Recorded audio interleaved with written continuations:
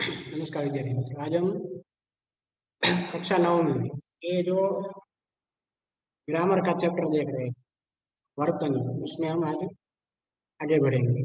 तो ये जो वर्तनी हम देख रहे थे, उसमें हमने लास्ट में ई और ई का तफावत जाना था। जो ह्रस्व ई था और दीर्घ ई था, उसमें बहुत सारी हमारे हमसे भूल होती है।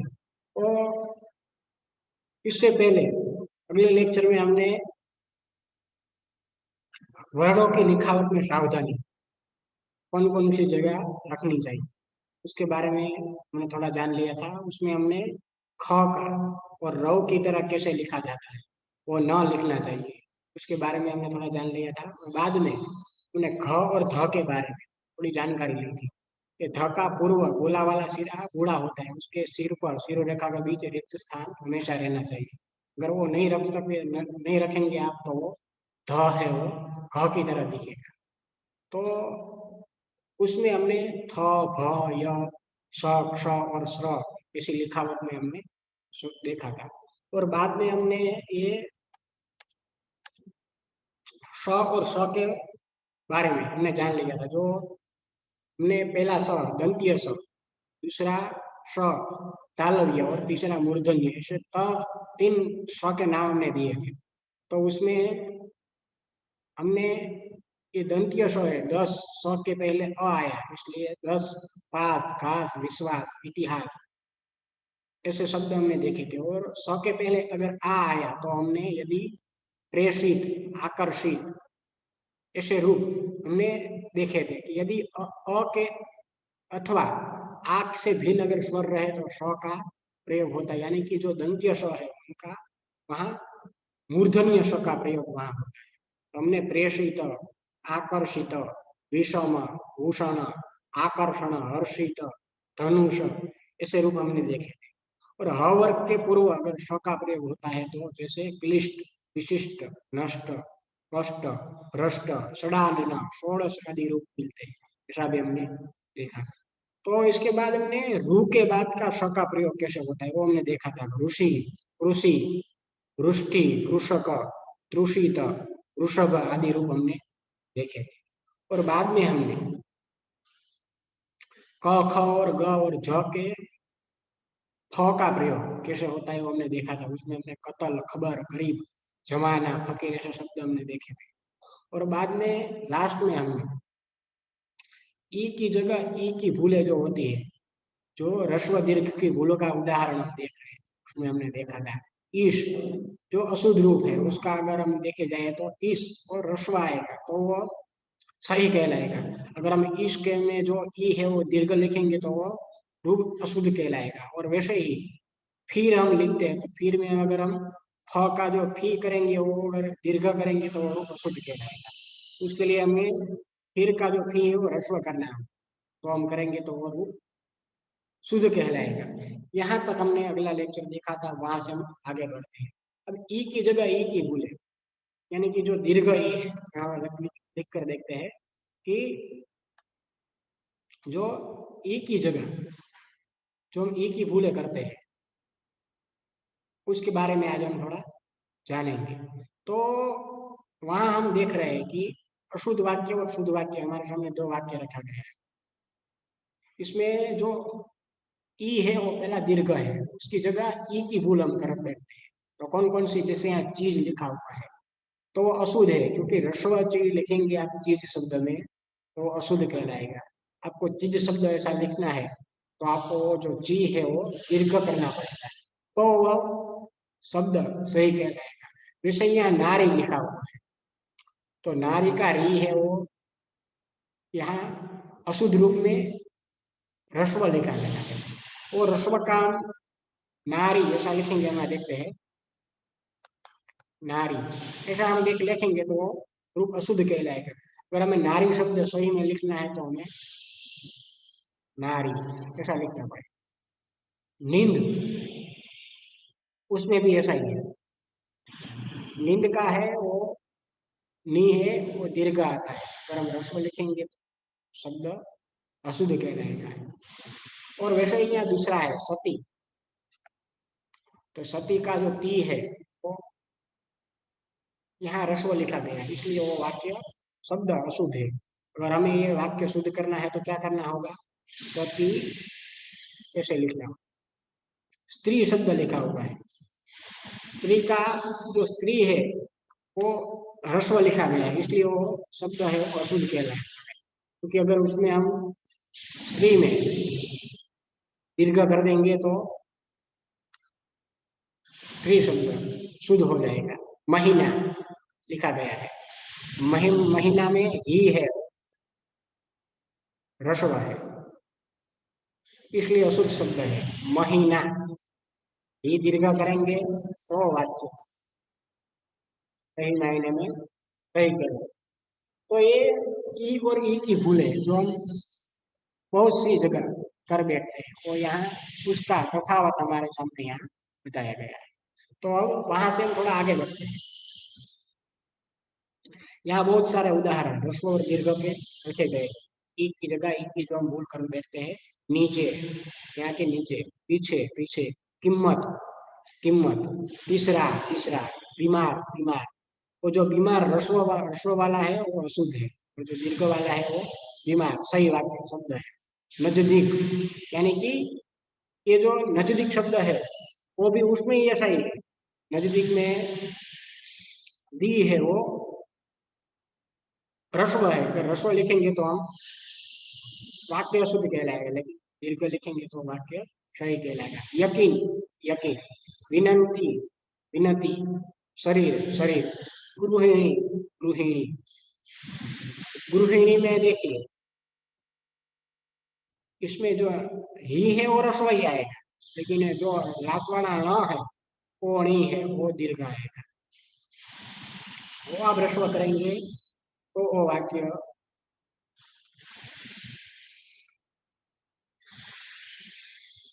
सही कहलाएगा।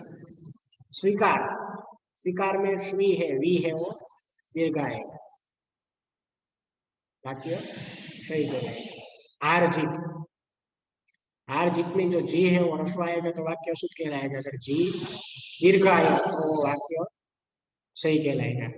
अब तीसरा टॉपिक हम पर आते हैं। तो तीसरा टॉपिक है ऊ की जगह ऊ की हम भूल कर बैठे, तो दीर्घ ऊ है उसकी जगह हम बहुत सारी जगह ऊ है वो ह्रस्व लिख देते हैं। ये जो हमने पहले बात की थी स्वर व्यंजन के बारे में, उसमें ये अ आ ई उ ऊ ऐसे जो स्वर होते हैं उसमें ये ऊ है वो स्वर है, और बाद में ऊ है उसकी जगह हम ह्रस्व ऊ लिख देते हैं, तो हमें बहुत सारे ऐसे भूल हम कर बैठते हैं। तो उसमें यहाँ हमारे सामने एक उदाहरण है तूने। तो तू में जो ऊ है त के अंदर वो ह्रस्व है, इसलिए वो वाक्य अशुद्ध है, शब्द अशुद्ध है। अगर तू का हम तू है वो दीर्घ कर देंगे हम तो वाक्य सही शब्द सही कहलाएगा। दूध है शब्द है दूसरा, दूध। पूज्य पूज्य, ऊपर ऊपर, कानून कानून, दूसरी दूसरी, पूछना पूछना, फिजूल फिजूल, जरूरत जरूरत। ऐसे बहुत सारे वाक्य हमने। भूल तो भूल, सूर्य तो सूर्य, शुरू तो शुरू, हिंदू तो हिंदू। ऐसे बहुत सारे शब्द है जो ऊ की जगह हम ऊ कर कर भूल कर बैठते हैं। यहाँ आज हम ये तीसरा टॉपिक में हमने ऊ की जगह ऊ की हम भूल करते हैं वो हमने देखा। आगे बढ़ते हैं। अब तो आगे हमने देखा था वो था ऊ दीर्घ की जगह हम ह्रस्व कर देते हैं, उनकी भूल थी। अभी यह जो चौथा जो टॉपिक है हमारा वो है ऊ की जगह हम ऊ की भूल करते हैं।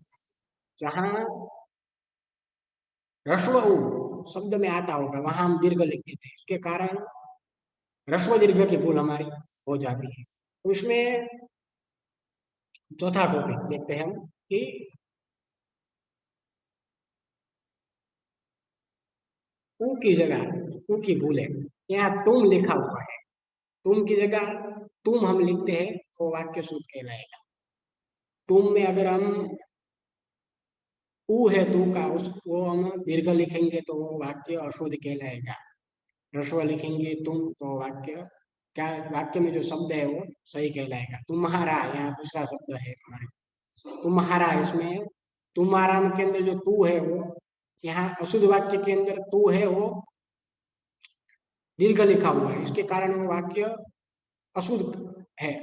तुम्हारा, उसके अंदर जो रस्व है तू, वो लिखेंगे तो वाक्य सही कहेगा। पहुंचना तो पहुंचना, पुजारी तो पुजारी, सुख तो सुख, सचमुच तो सचमुच। ऐसे रस्व दीर्घ की भूलों के निर्देशित उदाहरणों के अलावा कुछ और भूलों के उदाहरण और उनसे बचने के सामान्य नियम हमने यहाँ देखे। तो अब हम जब संयुक्त अक्षर की बात करते हैं तो उसमें स्वर पर भार हो सकता, उसको हम यहाँ देखते हैं। तो यहाँ उदाहरण हमारे सामने रखा गया है, अशुद्ध और शुद्ध वाक्य गए हैं यहाँ है। तो पहला वाक्य है हमारे सामने,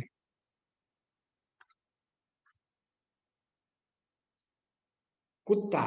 तो कुत्ता में जो कु है वो दीर्घ लिखा हुआ है, इसके कारण वो शब्द है वो अशुद्ध है। कुत्ता का हम कु है वो रस्व कर देंगे तो ताक जो संयुक्त अक्षर है तो दोनों तो जॉइंट है, तो वो दोनों तो वो तो वैसे ही रहेंगे। भूल कहाँ की है हमने, वो जो कु जहाँ हमने कम को ह्रस्व लिखना था वहां हमने दीर्घ लिख दिया, इसके कारण वो वहां भूल हुए हमसे। तो ये कुत्ता, तो कुत्ता यानी कि गुच्छा दूसरा शब्द है हमारे। तो गुच्छा में जो ग के अंदर जो ऊ है, ऊ में वो दीर्घ लिखा हुआ है, उसमें हमें ह्रस्व करना है तो गुच्छा आएगा। वैसे ही बिल्ली तीसरा शब्द है हमारे पास, तो बिल्ली के अंदर जो बी है वो दीर्घ बताया गया, वो हम ह्रस्व करेंगे बिल्ली, तो वो शब्द हमारे लिए सही कहलाएगा। चुस्त सुस्त चौथा शब्द है, सुस्त का सुस्त करेंगे तो वो सही कहलाएगा। किश्ती तो किश्ती, चिट्ठी तो चिट्ठी, नुस्खा तो नुस्खा, लुत्फ ऐसा शब्द है हमारे सामने। लुत्फ में लू है वो दीर्घ है, उसको हम ह्रस्व करेंगे तो वो लुत्फ कहलाएगा। वैसे ही बहुत सारे ऐसे शब्द हमारे सामने बताए गए हैं। अब वहां से थोड़ा हम आगे बढ़ते हैं। तो आगे बढ़ते बढ़ते ही हमें पहला शब्द मिलता है इकारा स्त्रीलिंग शब्दों के बहुवचन के रूप, जो दीर्घ ई और ह्रस्व ई में बदल जाती है। पहले हमने क्या देखा था, ई और ई की भूलें होती है, ऊ की भूलें होती है, वो देखा था। अब ये यहाँ दूसरा चैप्टर, दूसरा टॉपिक आया है, वो थोड़ा अलग है। उसमें क्या है, कारण स्त्रीलिंग शब्द जो होते हैं, तो शब्दों के बहुवचन के रूप जो होते हैं वो दीर्घ ई, यानी कि जो हमने देखा था दीर्घ ई और ह्रस्व ई में बदल जाती है। यानी कि जो दीर्घ ई है वो ह्रस्व ई में बदल जाता है। कैसे बदल जाता है, यहाँ हमारे सामने उदाहरण बहुत सारे रखे गए, अशुद्ध और शुद्ध रूप हमारे सामने रखा गया है। पहला रूप देखते हैं। तो इसमें अशुद्ध रूप पहले है और शुद्ध रूप दोनों है। इसमें थालिया पहला है, तो थालिया में था तो वो बरोबर रहेगी, लेकिन ली है जो वो यहाँ अशुद्ध रूप में ली है वो दीर्घ बताया है, तो क्या हो जाएगा, दीर्घ का ह्रस्व हो जाएगा, तो थालिया ये रूप सही हुआ। वैसे ही जिंदगिया दूसरा शब्द है, तो जिंदगिया में गी है वो ह्रस्व यहाँ बताया गया है, सॉरी अशुद्ध रूप में दीर्घ बताया है, तो उसको हम दीर्घ ऐसे ही लिखेंगे तो वाक्य अशुद्ध शब्द अशुद्ध कहलाएगा, उसको हमें ह्रस्व में कन्वर्ट करना पड़ेगा। बाद में हमें ये जिंदगी या रूप हमें मिलेंगे। चौथा शब्द है, तीसरा शब्द है टोपिया। टोपिया में जो पी है वो यहाँ अशुद्ध वाक्य के अंदर पी है वो दीर्घ बताया गया है। हमें हमारा नियम ने क्या कहा कि इकारांत स्त्रीलिंग शब्दों के बहुवचन के रूपों में दीर्घ ई ह्रस्व ई में बदल जाती है, यानी कि जो दीर्घ पी है वो ह्रस्व पी हो जाएगा, और यहाँ होगा टोपिया, ऐसा शब्द हमें मिलेगा। दासिया दासिया, पोथिया पोथिया, सदिया सदिया, ऐसे तीन और रूप हमने देखे। दासिया के अंदर जो सी है वो अशुद्ध वाक्य के अंदर, अशुद्ध शुद्ध के अंदर वो दीर्घ में बताया गया है। वाक्य आप लिखेंगे कि तो उसके अंदर जो आप दासिया है शब्द लिखेंगे तो वाक्य अशुद्ध कहलाएगा, क्योंकि यहाँ आपने जो सी है वो दीर्घ लिखा हुआ है।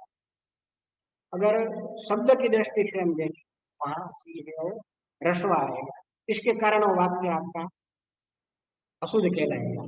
तो शब्द आपने दासिया लिखा है, या पोथिया लिखा है, या सदिया लिखा है, या थालिया लिखा है, या जिंदगिया या टोपिया, ऐसा शब्द आपने लिखा है, तो आप अगर दीर्घ लिखेंगे तो वाक्य आपका अंदर जो एक शब्द आपने लिखा है, पोथिया हो या दासिया हो या सदिया हो, कोई भी, उसके कारण आपका पूरा वाक्य वो गलत कहलाएगा।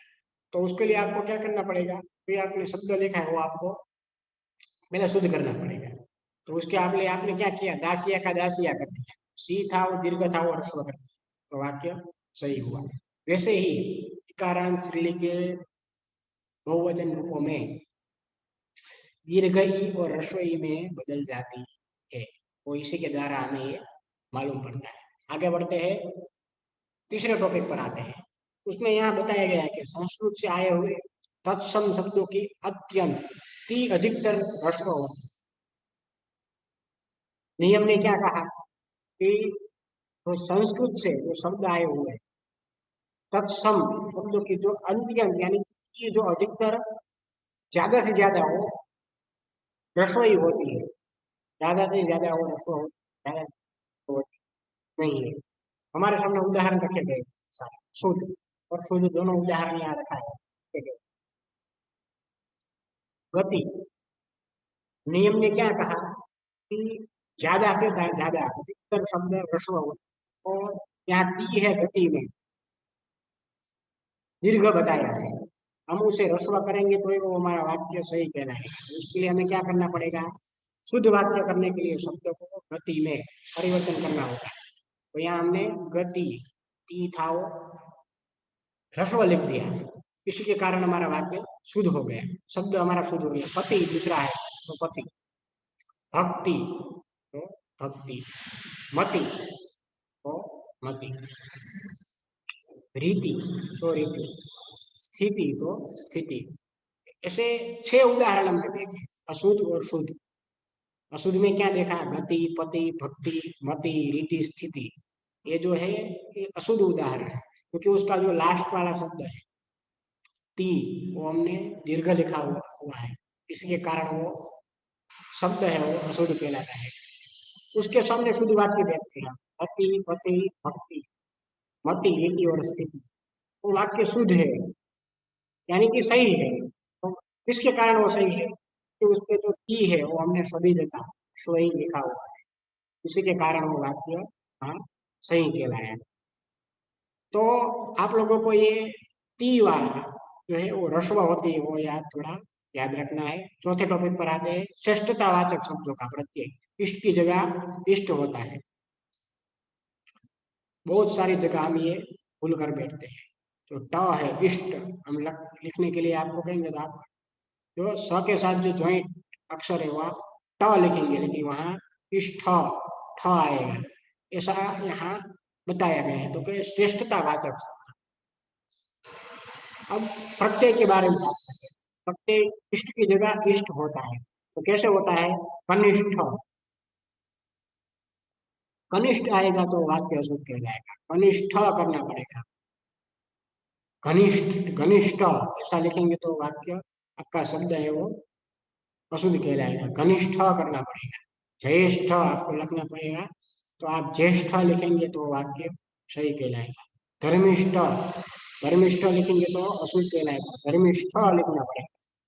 बलिष्ठ तो बलिष्ठ, श्रेष्ठ श्रेष्ठ, ट की जगह ठ होता है, तो इसी के कारण ये श्रेष्ठतावाचक ये जो शब्द है, 6 शब्द हमने देखे, कनिष्ठ, घनिष्ठ, ज्येष्ठ, धर्मिष्ठ, बलिष्ठ, श्रेष्ठ, ये सब शब्द श्रेष्ठतावाचक शब्द है, जिसमें इष्ट की जगह इष्ट होता है। आते हैं 5वें टॉपिक, ई की प्रत्यय में ई दीर्घ होती है, यानी कि ई य जो यकार है दूसरा, उसकी जगह सिर्फ ई दीर्घ होती है। तो यहाँ हमारे सामने उदाहरण बताए गए हैं अशुद्ध और शुद्ध वाक्य के। जातीय, तो जातीय में उसके अंदर जो ती है वो ह्रस्व है, और शुद्ध वाक्य से करेंगे हम शब्द लिखेंगे तो उसके अंदर ती है वो दीर्घ आएगा, इसके कारण वो वाक्य वहां अशुद्ध कहलाएगा। तो प्रांतीय दूसरा शब्द है, तो प्रांतीय, प्रांतीय, राजकीय, राजकीय, देशीय। अब देशीय के अंदर जो सी है वो ह्रस्व हमने लिखा हो, इसी कारण वो शब्द है वो शुद्ध कहलाया। अगर हमें उसको शुद्ध करना पड़ेगा तो क्या करेंगे हम, देशीय जो सी है वो दीर्घ कर देंगे, तो देशीय हो जाएगा। वार्षीय, वर्षीय, वर्षीय के अंदर शी है जो मूर्धन्य श है, वो मूर्धन्य श को हम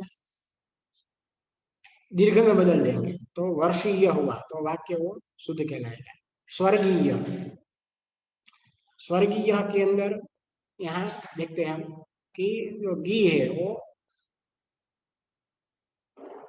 ह्रस्व लिखा हुआ है, तो इसके कारण वो वाक्य है अशुद्ध है। हमें शुद्ध करना है तो क्या करेंगे हम, स्वर्गीय, जो गीय है वो हम ह्रस्व की जगह हम दीर्घ कर देंगे तो स्वर्गीय ऐसा हो जाएगा। वाक्य भी हमारा जो शब्द है वो भी हमें शुद्ध पाएगा। नियम ने क्या कहा कि ईय प्रत्यय में ई दीर्घ होती है। जातीय, प्रांतीय, राजकीय, देशीय, वर्षीय, स्वर्गीय, इस शब्द में ये हमें मिलता है। आगे बढ़ते हैं, छठा टॉपिक है हमारा सामान्यतया एक प्रत्यय में ई ह्रस्व होता है। ये भी आप लोगों को जानना बहुत जरूरी है कि जो इक प्रत्यय होता है उसमें ई है वो ह्रस्व होता है। बहुत सारी जगह बहुत सारे लोग कर देते हैं, इक में ई है वो दीर्घ कर देते हैं, इसके कारण वो वाक्य है आपका वो अशुद्ध हो जाता है, शब्द है वो आपका अशुद्ध हो जाता है। तो इसी के कारण आप जो आपने वाक्य बनाया हुआ है वो अशुद्ध हो जाता है। तो इसमें हमें क्या करना है, उदाहरण हमारे सामने रखा गया, अशुद्ध वाक्य और शुद्ध वाक्य। पहला वाक्य है, शब्द है हमारे सामने औद्योगिक। औद्योगिक में जो घी है, ईक प्रत्यय के बारे में हमने कहा ना, घी के अंदर ग को हम निकाल देंगे, वो हलंत है। स्वर व्यंजन के बारे में आप जानते हैं, तो स्वर व्यंजन में से हम ग को निकाल देंगे, क्या करते हैं, ईक। देखते हैं, ये गीक हमने लिखा हुआ है, तो गीक में से ग को हम हलंत को हम निकाल देंगे, तो क्या हमारे ईक। तो ये औद्योगिक, इसमें से गीक में से हमने ईक निकाला, इसलिए ग ऐसा हो,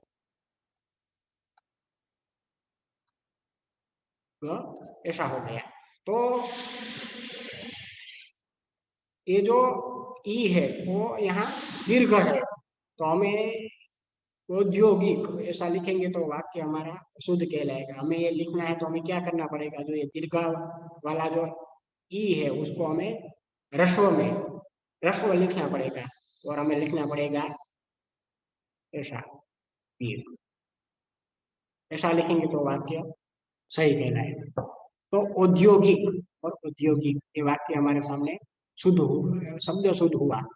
ऐच्छिक, उसमें वैसा ही है, दीर्घ का ह्रस्व हुआ। दैनिक, दैनिक, नैतिक, नैतिक, शारीरिक, शारीरिक, स्थानिक, स्थानिक। तो ये जो इक प्रत्यय में ई ह्रस्व होता है वो आप लोग को थोड़ा ख्याल रखना है। सातवां टॉपिक देखते हैं, सामान्यतया इन इन प्रत्यय में ई दीर्घ होता है। पहले बात कौन सी की थी, ह्रस्व की बात, तब आया दीर्घ पर। जो इन प्रत्यय होता है उसमें ज्यादातर सामान्यतया जो प्रत्यय इन प्रत्यय उसमें ई है वो सामान्यतया वो दीर्घ ही होता है, उसमें ह्रस्व होता नहीं है। तो यहाँ हमारे सामने उदाहरण है अर्वाचीन, ची है वो ह्रस्व है, इसलिए अब इसके कारण वो शब्द अशुद्ध है। ची को हम दीर्घ कर देंगे तो वाक्य सही है, शब्द सही हो जाएगा, अर्वाचीन। नवीन, नवीन के अंदर वी ह्रस्व रहेगी तो वाक्य अशुद्ध कहलाएगा। नवीन शब्द को हम वी को हम दीर्घ कर देंगे तो वाक्य शब्द है वो सही कहलाएगा। पराधीन, पराधीन, पराधीन में धी है वो अशुद्ध के अंदर है, इसी के कारण वो ह्रस्व में है, इसलिए वो अशुद्ध है। दीर्घ कर देंगे तो पराधीन शुद्ध वाक्य शब्द में आ जाएगा। प्राचीन, प्राचीन में भी जी है वो ह्रस्व है, इसी के कारण वो अशुद्ध शब्द में शामिल है। अगर हम उसको ची को हम दीर्घ कर देंगे तो वो शुद्ध वाक्य में शुद्ध शब्द में आ जाएगा प्राचीन। कुलीन तो कुलीन, स्वाधीन तो स्वाधीन, स्व आधीन, स्वाधीन तो हुआ। धी है वो ह्रस्व है, इसी के कारण वो वहां अशुद्ध है। स्वाधीन को हम धी को हम दीर्घ कर देंगे तो शुद्ध हो जाएगा। वैसे ही आप लोगों को ये याद रखना है कि इन प्रत्यय में ये हमेशा दीर्घ में आता है। अब प्रत्यय संबंधी भूले जो हम करते हैं, बहुत सारे लोग ऐसे भूल करते हैं जो प्रत्यय के संबंध में जो भूल करते हैं। उत्कर्षता, उत्कर्षता ऐसा लिखेंगे तो वो अशुद्ध कहलाएगा। औदार्यता ऐसा सही नहीं कि बहुत सारी जगह ये लिखा होता है तो अशुद्ध शब्द है।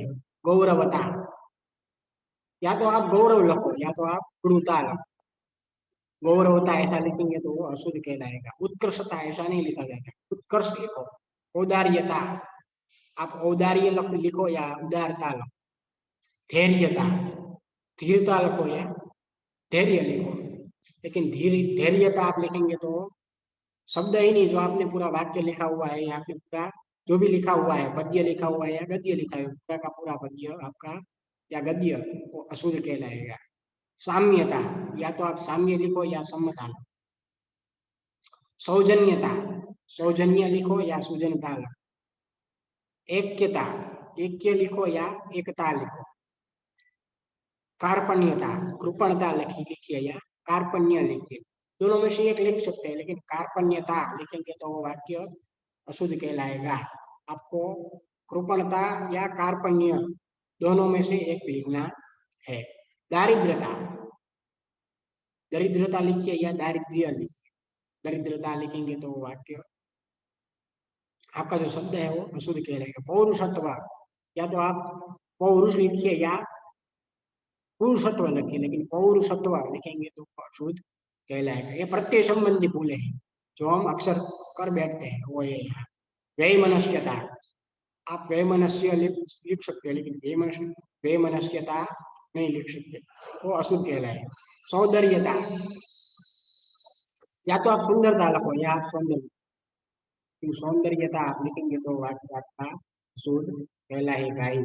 अब हम यहाँ उसकी जो दूसरा नियम हमारे सामने बताया गया वो थोड़ा हम देख लेते हैं कि उपर्युक्त शब्दों के उदाहरण से हमें पता चलता है कि भाव प्रत्ययान शब्दों के बाद प्रत्यय लगाना ठीक नहीं है। यानी कि जो हमने उपर्युक्त जो सब शब्द देखे उसमें हमें ये जो उदाहरण देखे उसके हमें ये पता चलता है कि भाव प्रत्ययान शब्दों के बाद अगर प्रत्यय लगाया हमें तो वो ठीक नहीं, यानी कि वो वाक्य हमें शुद्ध कहलाएगा। तो इसके साथ हमने ये आज के लेक्चर में हमने ये प्रत्यय संबंधी जो हम अक्सर कर बैठते हैं वो यहाँ तक का हमने लेक्चर देखा। अगले लेक्चर में मिलेंगे तो बाद में यहाँ से हम आगे हलन शब्द का प्रयोग, हलन का प्रयोग कहाँ होता है और ये दोनों प्रचलित है या सही है उसके बारे में हम चर्चा करेंगे। तो आज के लेक्चर में हम यहाँ तक का प्रत्यय संबंधी भूले, जो प्रत्यय के द्वारा हम जो भूल कर बैठते हैं वहां तक का हमने आज का लेक्चर देखा। अगले लेक्चर में मिलेंगे तो वहां से हम आगे। तो यहाँ तक का लेक्चर आप लोगों का अपनी पाठ्य पुस्तक हिंदी में से एक बार पढ़कर एक बार यहाँ तक का प्रत्यय संबंधी पुस्तक पढ़कर एक बार आपको समझ लेना है। अगले लेक्चर में मिलेंगे तो यहाँ से हम आगे बढ़ेंगे। तो आज का लेक्चर हम यहाँ तक रखते हैं। अगले लेक्चर में फिर मिलेंगे तो यहाँ से आगे की चर्चा हम करेंगे।